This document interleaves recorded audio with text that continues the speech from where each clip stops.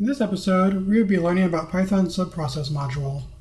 The subprocess module gives you the ability to start processes or programs from Python.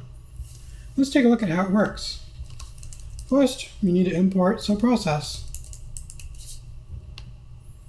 And now we just need to call a function. So let's create a command to call. We'll try calling the ls command, and we'll pass it a path to run against. In this case, we'll pass it the user's path.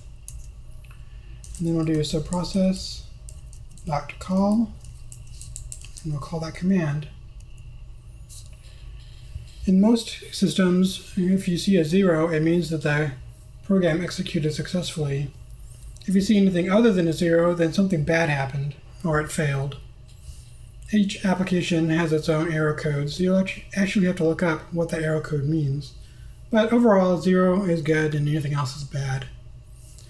Well, since we had a 0, all that tells us is that it was good, but it doesn't show us what the ls command actually output. Before we move on, though, I want to mention that the call method of subprocess is used if you want to wait for the application to return. If you don't care about waiting for the application to return and you just want to start a new process, then you can use subprocess.popen, which is what we're going to try next. So we'll create a new subprocess. Open, we'll press the same command, and this time we're going to communicate with that process, see if we get any output out of it. According to this, we got nothing. That's a little disappointing. Now you may be wondering why that didn't return anything. Well, the problem is that we didn't tell popen to actually pipe its standard out anywhere. So let's fix that. We just need to tell it standard out goes to a pipe. So we have a pipe for that, and this pipe out standard error as well. Okay, now let's try p.communicate. In this case, we got something back.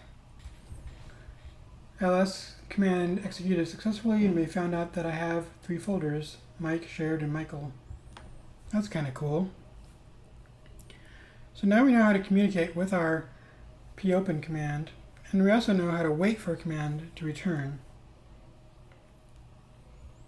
This should really get you started on using the subprocess module effectively. Let's do one more example before we stop. We'll create a new argument list, and we'll try executing it. In this case, we're going to ping something. And on Linux, as you know, when you do a ping, you have to tell it how many pings you want to do. Otherwise, it'll just go on forever. So we're going to try pinging yahoo.com for a count of 4. And let's see how this works. So we have a process equals subprocess.popen, our args, and then we'll set the standard out to our subprocess.pipe. Okay. Then we'll set our data to our process.communicate.